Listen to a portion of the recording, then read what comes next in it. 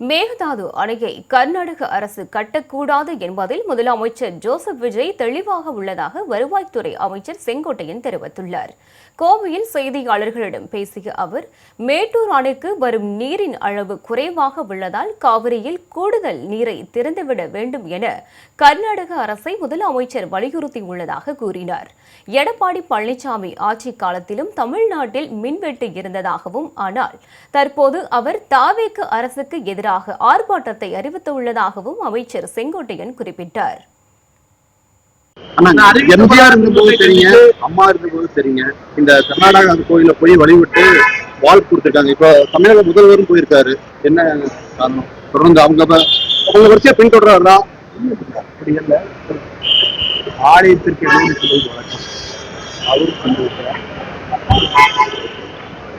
மாட்டு கச்சேரி இருக்கின்றவரும் ஆலயத்திற்கு சென்றதில் அவர் குடும்பத்திற்கான யாரும் ஆலயத்திற்கு சென்றார். இப்போது இருக்கிறதை